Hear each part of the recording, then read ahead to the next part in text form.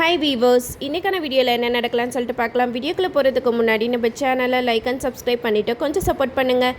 வாங்க இப்போ வீடியோக்குள்ளே போகலாம்.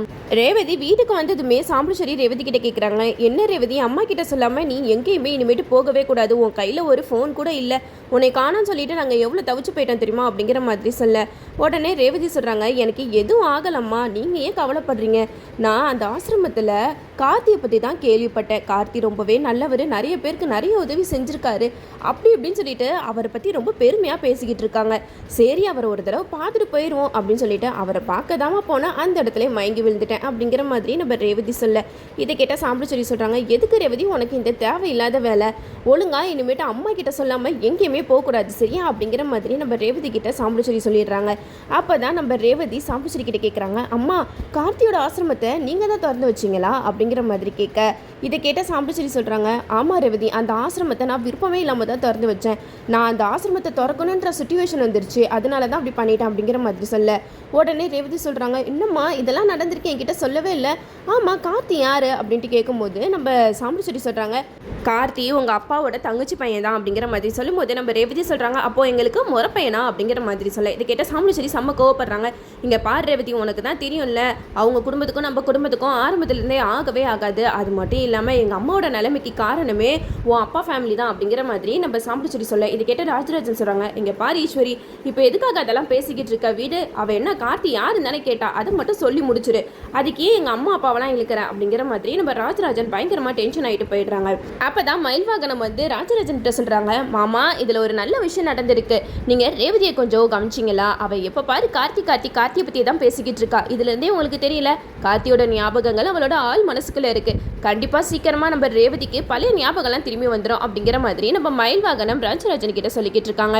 அப்போ தான் சூரியகலான்ற ஒரு கேரக்டர் எடுத்து கொடுக்குறாங்க, என்னப்பா உன் அத்தைக்காரி என்னென்னமோ பண்ணிக்கிட்டு இருக்கா, இப்போ தான் சந்திரகலா வீட்டை விட்டு போயிட்டா அப்படின்னு சொல்லிட்டு நினச்சிட்டு இருந்தா, இப்போ என்னன்னா சூரியகலான்ற ஒரு கேரக்டர் உள்ளே வருது, இந்த கலான்ற பேர் வச்சவங்களாம் வில்லியாக தான் இருப்பாங்க போல அப்படிங்கிற மாதிரி நம்ம ராஜராஜன் மயில்வாகனம் கிட்ட சொல்ல உடனே மயில்வாகனம் சொல்கிறாங்க, அத்தை எதுக்காக இந்த நேரத்தில் போய் உங்களை வர வச்சிருக்காங்கன்னு தெரியலையே, என்ன தான் நடக்குதுன்னு பார்ப்போம் அப்படின்னு சொல்லிட்டு சூரியகலாவே வாட்ச் பண்ணிக்கிட்டு இருக்காங்க. சூரியகலா வந்ததும் வராததுமா ரேவதிக்கு ஒரு கிஃப்ட் வாங்கிட்டு வந்திருக்காங்க. இந்த வீட்டில் எத்தனையோ பேர் இருக்காங்க, ஆனால் எதுக்காக சூரியகலா ரேவதிக்கு மட்டும் கிஃப்ட் வாங்கிட்டு வந்தாங்கன்னு தெரியல.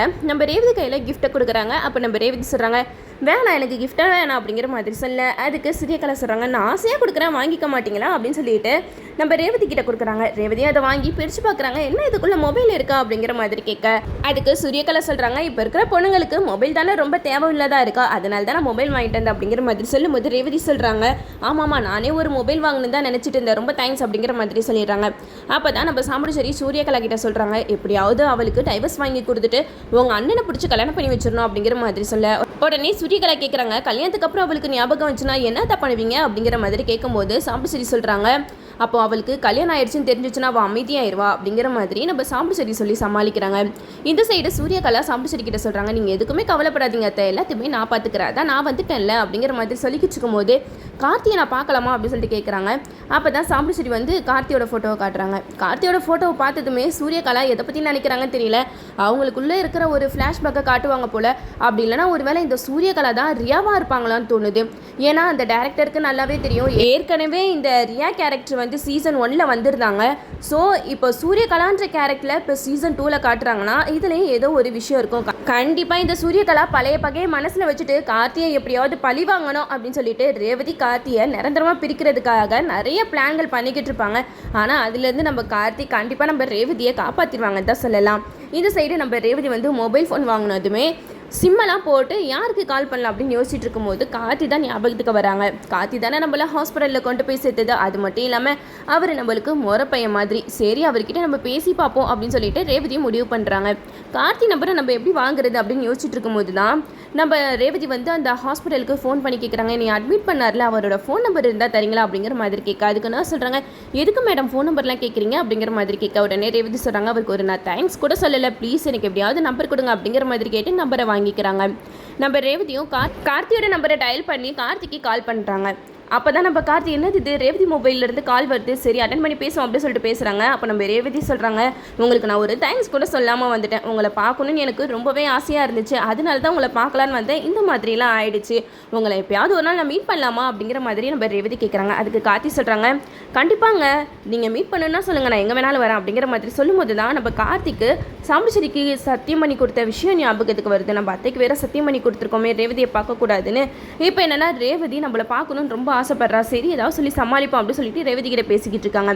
அப்போ தான் ரேவதி வந்து கார்த்தி கிட்ட சொல்கிறாங்க, கார்த்தி உங்களை பற்றி நான் நிறைய விஷயம் கேள்விப்பட்டேன், நீங்கள் என்னோட அத்தை பையனாமே அப்படிங்கிற மாதிரி சொல்லும்போது நம்ம கார்த்தி சொல்கிறாங்க, அதை எங்கே கேட்குறீங்க, உங்கள் அம்மாவுக்கும் எங்கள் குடும்பத்துக்கும் ஆகவே ஆகாது, அதனால தான் கொஞ்சம் உங்கள் அம்மா எங்கள் குடும்பத்து மேலே கோவமாக இருக்காங்க, ஆனால் இந்த கோவம் ரொம்ப நாளைக்கு நிலைக்காது, கண்டிப்பாக அதுக்கான காரணத்தை கண்டுபிடிச்சி எப்படியாவது பிரிஞ்சு போன குடும்பத்தை ஒன்று சேர்க்கணும் அப்படிங்கிற மாதிரி நம்ம கார்த்தி சொல்லிக்கிட்டு இருக்காங்க. இதெல்லாம் கேட்டதுமே நம்ம கார்த்தி மேலே நல்ல அபிப்பிராயம் வருது நம்ம ரேவதிக்கு. இவர் பேசுகிறத வச்சு பார்க்கும்போது இவர் கெட்டவராலாம் இருக்க மாட்டாங்க, கண்டிப்பாக நல்லவராக தான் இருக்கணும், அதனால தானே ஊர் மக்களுக்கு இவ்வளோ நல்லது செஞ்சுக்கிட்டு இருக்காரு, அம்மாவுக்கு ஏன் இவரை பற்றி புரிஞ்சுக்காம ஏன் எப்போ பாரு இவரை பற்றி திட்டிக்கிட்டே இருக்காங்கன்னா தெரியல அப்படிங்கிற மாதிரி ரேவதி நினச்சிக்கிட்டு இருக்கா. இந்த சைடு கார்த்திகிட்ட சொன்னாங்க, கண்டிப்பாக நம்ம ஒரு நாள் மீட் பண்ணலாம் அப்படின்னு சொல்லிட்டு ஃபோனை கட் பண்ணிடுறாங்க. நம்ம ரேவதி கார்த்தி கூட பேசினதுலேருந்தே அவங்க மனசெல்லாம் ஒரே பட்டாம்பூச்சி பறந்துட்டு இருக்கு.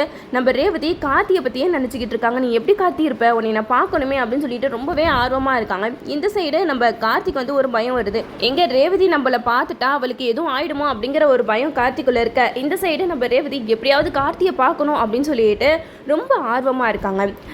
இந்த சைடு சாமுண்டீஸ்வரி அவங்க ஃபேமிலி எல்லாருமே கோயிலுக்கு கிளம்பிட்டு இருக்காங்க. ஏன்னா சாமுண்டீஸ்வரிக்கு முதல் மரியாதை கோயிலில் கொடுக்க போகிறாங்க, அதனால தான் எல்லாரும் கிளம்பிட்டு இருக்காங்க. சூர்யகலாவும் அவங்க கூட வராங்க. இந்த சைடு நம்ம ரேவதி வந்து கோயிலில் சுற்றி முற்றி பார்த்துட்டு இருக்காங்க. ரோகிணி கிட்ட சொல்கிறாங்க, அக்கா நம்ம அப்படியே பிரகாரத்தை சுற்றி வரலாமா அப்படின்னு சொல்லிட்டு ரேவதி ரோகிணியை கூட்டிகிட்டு போகிறாங்க. இந்த சைடு நம்ம கார்த்தியும் அதே கோயிலில் தான் சுற்றிக்கிட்டு இருக்காரு. நம்ம கார்த்தி திருநூரை எடுத்து தலையில் வச்சுட்டு மீதி இருக்கிற தின்னூரை அங்கே ஒரு சிலைக்கிட்ட போட்டு போயிருப்பாங்க. அப்போ நம்ம ரேவதி ரோகிணி ரெண்டு பேருமே அங்கே சுற்றி முற்றி வரும்போது ஒரு சாமி சிலை இருக்கும், அதுக்கு கீழே இருக்கிற தின்னூரை எடுத்து நம்ம ரேவதி நெத்தியில் வைப்பாங்க. ரேவதி அந்த தின்னூரை நெத்தியில் வச்சோன்னே பழைய ஞாபகம் வர மாதிரியே காட்டுவாங்க, ஆனால் ஒன்றுமே இல்லை, புஷ்ஷுன்னு ஆகிடும். ரேவதிக்கு பழையசெல்லாம் ஞாபகத்தில் வராது. அந்த திருநூரை எடுத்து நெத்தியில் வச்சுட்டு போய்கிட்டே இருப்பாங்க. இந்த சைடு நம்ம கார்த்தி அப்படியே சுற்றி வரும்போது அங்கே சாமி சிலைங்கள்லாம் வச்சுருப்பாங்க கொலு பொம்மை மாதிரி. அந்த கொலு பொம்மையை பார்த்துட்டு நம்ம கார்த்தி வந்து ஃப்ளாஷ்பேக்கை நினச்சி பார்ப்பாங்க. இப்படி தான் கோயில் திருவிழாவில் நம்ம ரேவதி வந்து எப்படியாவது அந்த ராமன் சீதை சிலை எனக்கு வேணும் அப்படின்னு சொல்லிட்டு கேட்டிருப்பாங்க. அதே மாதிரி நம்ம கார்த்தி வந்து அந்த ரிங்கை வந்து கரெக்டாக அந்த சிலையில் போட்டு நம்ம ரேவதிக்கு அதை கிஃப்டாக கொடுத்துருப்பாங்க. ரேவதி அந்த இடத்துல ரொம்ப சந்தோஷப்பட்டிருப்பாங்க. இதெல்லாம் நம்ம கார்த்தி கொஞ்சம் கொஞ்சமாக நினச்சி பார்த்துக்கிட்டே அந்த பொம்மையை கேட்பாங்க, இது எவ்வளோ அப்படின்னு கேட்கும்போது அவர் அந்த பொம்மையோட விலையை சொல்லுவார். நம்ம கார்த்தி அந்த பொம்மையை வாங்கிட்டு போவாங்க. இந்த சைடு நம்ம ரேவதி கார்த்தி என்னதான் பிரிஞ்சு இருந்தாலும் இந்த மாதிரி கொஞ்சம் கொஞ்சம் ஃப்ளாஷ்பேக் காட்டுறது கொஞ்சம் நல்லா தான் இருக்குது. இருந்தாலும் நம்ம ரேவதிக்கு அப்படியே கார்த்தியோட ஞாபகம் வர மாதிரி இன்னும் டேரக்டர் கொண்டு போனாருன்னா சூப்பராக இருக்கும். அதுக்கு தானே இந்த சந்திரகலாவை இறக்கியிருக்காங்க. ரேவதிக்கு பழைய ஞாபகம் வந்தாலும் இந்த சந்திரகலா வரவிட மாட்டா போல. கார்த்தியும் நம்ம ரேவதியை தூரத்துல இருந்தே பார்த்துக்கிட்டு இருக்காங்க. அப்போ தான் நம்ம ரேவதி ரோகிணி கிட்ட சொல்கிறாங்க, அக்கா என்னை யாரோ தூரத்துலேருந்து வாட்ச் பண்ணுற மாதிரியே இருக்கு அப்படிங்கிற மாதிரி சொல்ல உடனே ரோகிணி மனசில் நினைக்கிறாங்க, வேற யாரும் இல்லை ரேவதி, உன்னைய கார்த்தி தான் தூரத்துலேருந்து பார்த்துக்கிட்டு இருக்காங்க. அப்போனா அவர் பார்க்குற பார்வையிலே நீ வந்து உணர்றனா கண்டிப்பாக உன்னோட ஆள் மனசுக்குள்ள கார்த்தியோட ஞாபகம் இல்லாமலாம் இருக்கும். கடவுளே சீக்கிரம் இவங்க ரெண்டு பேரையும் சேர்த்து வை அப்படிங்கிற மாதிரி நம்ம ரோகிணி கடவுள்கிட்ட வேண்டிட்டு இருக்காங்க. இதுக்கப்புறம் கதைக்களத்தை எப்படி கொண்டு போகிறாங்கன்னு சொல்லிட்டு நம்மளும் வெயிட் பண்ணி பார்ப்போம். ஓகே வீவர்ஸ், இந்த வீடியோ உங்களுக்கு பிடிச்சிருந்தா லைக் பண்ணுங்கள், மறக்காமல் நம்ம சேனலை சப்ஸ்கிரைப் பண்ணிடுங்க.